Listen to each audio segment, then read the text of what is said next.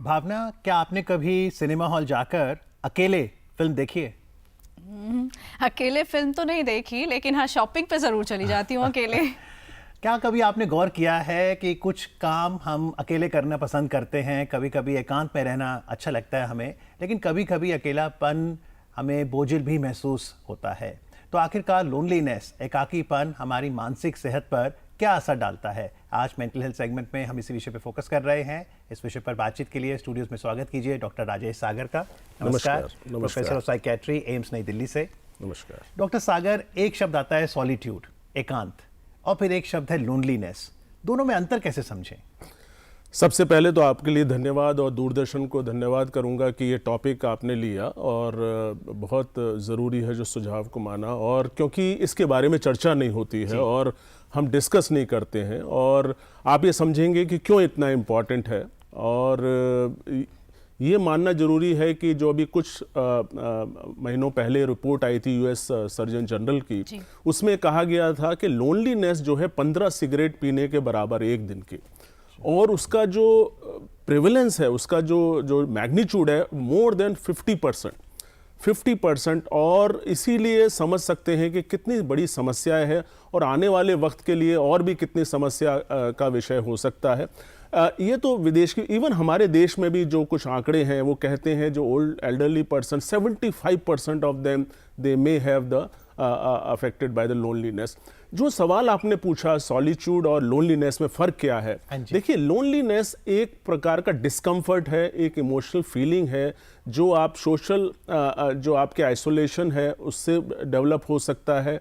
जो आप एक कनेक्टेडनेस चाहते हैं वो नहीं हो पा रही है, मतलब it's a imbalance of what actually you are and what you desire for।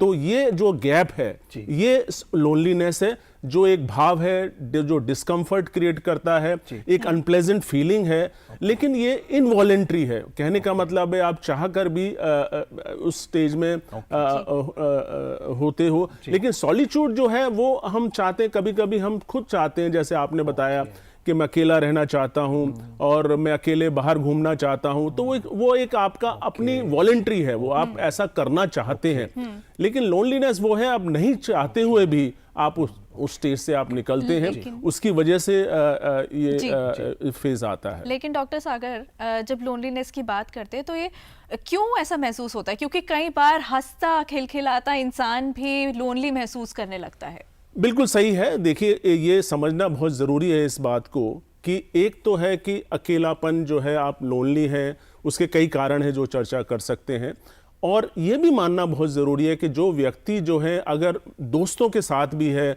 सबके साथ है, तो भी लोनली हो सकता है।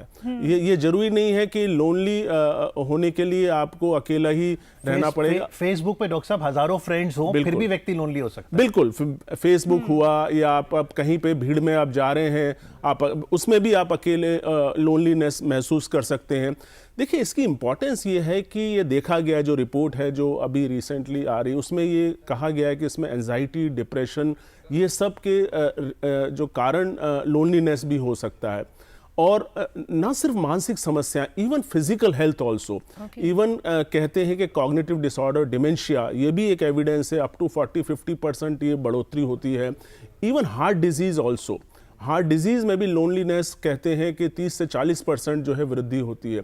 इवन प्रीमेच्योर डेथ्स जो है वो भी है 26 to 29%। मतलब तो ये एक बड़ी इंपॉर्टेंट ये चीज है जो कि लोनलीनेस की वजह से। साहब, क्या लोनलीनेस प्रिवेंटेबल है? क्या हम उस दिशा में जाएं ही ना? देखिए ये इसीलिए इंपॉर्टेंट है कि लोनलीनेस के बारे में चर्चा होनी चाहिए, क्योंकि ये प्रिवेंटेबल है, क्योंकि इसको हम अवेयरनेस क्रिएट करें। और ये एक ऐसी चीज है जो कि जैसे कुछ प्रॉब्लम है वो जेनेटिक होती है, आप उसका कुछ नहीं कर सकते हैं, आप उसमें, लेकिन ये एक ऐसी चीज है जहां पर आप पहले पहचान लें इसको, तो आप इसको पूरी तरह से प्रिवेंट कर सकते हैं। और इसमें प्रिवेंशन का बहुत बड़ा इंपॉर्टेंट रोल हमारे परिवार का, हमारे दोस्तों का, हम सब का है, हमारे समाज का है, कि जहां पे हम इसको प्रिवेंट कर सकते हैं और इसको ठीक कर सकते हैं। व्यक्ति जो इतनी समस्या से जूझ रहा है उसको हम ठीक भी कर सकते हैं और प्रिवेंट भी कर सकते हैं, इसीलिए इसकी इंपॉर्टेंस बहुत ज्यादा है। पर पहचाने कैसे, मुझे कैसे पता चलेगा कि मेरे साथ कुछ ऐसा चल रहा है? देखिए, उसमें ऐसा होता है कि पहले हमें समझना होगा कारण क्या क्या हो सकते हैं। जैसे एक तो कारण है कि आप लोनली हो गए कुछ कारण के वजह, जैसे कहा जाता है हमारे देश में भी जो व्यक्ति अकेले रहते हैं 1.5 करोड़ हैं जो अकेले रहते हैं, और जैसे कुछ शहर में कहा है 6% people live alone, 6% live only with spouse and so on. So कहने का मतलब कुछ व्यक्ति अकेले रहते हैं, और ये भी देखा गया है कि 75% जो रहते हैं इवन परिवार के साथ भी elderly person they face loneliness. उसमें यह है, जैसे मैंने पहले कहा, एक फीलिंग ऑफ डिस्कम्फर्ट है, एक अनप्लेजेंटनेस है, एक एंजाइटी है, एक सैडनेस है, एक उदासी है। ये सब अगर लक्षण है, आपकी नींद नहीं आ रही है, आपको घबराहट हो रही है या बेचैनी हो रही है, अकेलेपन से आपको डर लग रहा है कि तो हो सकता है कि ये प्रॉब्लम हो सकती है। लेकिन ये बहुत शुरुआती फेज़ हो सकता है डिप्रेशन का भी, लेकिन इंपॉर्टेंट ये है कि अगर आप इसको समझ लेंगे, इसका ट्रीटमेंट लेंगे तो ठीक हो जाएगा। तो डॉक्टर साहब कुछ सोल्यूशन दीजिए। जैसे आपने कहा कि 6% लोग हैं जो अकेले रहते हैं, तो मान लीजिए ऐसा कोई व्यक्ति है, दूरदर्शन में आज कार्यक्रम देख रहा है, अकेले रहते हैं, क्या टिप्स आप देंगे डे टू डे लाइफ में ताकि वो स्वस्थ रहें? बहुत कुछ किया जा सकता है, और बहुत ही इंपॉर्टेंट थोड़ी सी टिप्स हैं इसमें। एक तो ये है कि careful use of social media. अगर कहने का मतलब है, आज मैंने देखा, मतलब आजकल देखा है, बुजुर्ग व्यक्ति भी कभी कभी जैसे सोशल मीडिया को यूज़ करके अपने आप को बिजी रखते हैं। Positive use of that, not excessive, लेकिन आप कनेक्टेड रह सकते हैं। सबसे बड़ी समस्या इसमें होती है कि फीलिंग ऑफ बीइंग कनेक्टेड। आप सोशल मीडिया, आप इवन पुराने वक्त में भी टेलीफोन होता था, आप उसमें भी फ़ोन मिलाकर देख लें तो आपका जो है मन हल्का हो जाएगा, बात करने से हल्का हो जाएगा। दूसरा, ये समझें कि अगर ये प्रॉब्लम है तो इसको समझें कि ये प्रॉब्लम है। Getting connected with people and getting engage with people. आपको सिर्फ बात नहीं करना, एंगेज भी आप अपने आप को कर सकते हैं। जैसे आपने स्पोर्ट्स खेल लिया, आप चले गए, उनके साथ बातचीत कर ली, आपने कॉफ़ी पे आप मिल गए, या आप जो है, आप बहुत सारी चीज़ें हैं जो साथ में कर सकते हैं। आजकल बहुत कम्युनिटी सर्विस है, या सामाजिक कुछ काम है, ग्रेटिट्यूड है, आप बहुत सारी चीज़ें जो हैं जो की जा सकती हैं। पहली बात तो इसको आप पहले खुद समझें। अगर प्रॉब्लम है तो आइडेंटिफाई करना जरूरी है। अक्सर हम इसको डिनाई करते हैं, और बहुत सारे ऐसी टिप जैसे सोशल मीडिया या कुछ किताबें पढ़ ली, अपनी क्रिएटिविटी को ऑन रखा है, अपनी हॉबीज़ को आप वो रखी। हमने देखा कोविड के दौर में काफ़ी इसके बारे में चर्चा हुई कि बहुत लोगों ने जो खाली थे उन्होंने अपनी क्रिएटिविटी, हॉबीज़, अपने इंटरेस्ट को उजागर किया उस वक्त में, और उनको बहुत अच्छा भी लगा उसमें। लेकिन संदेश जो है बाकी लोगों के लिए भी है कि हमें प्रोएक्टिवली उनका ध्यान देना है।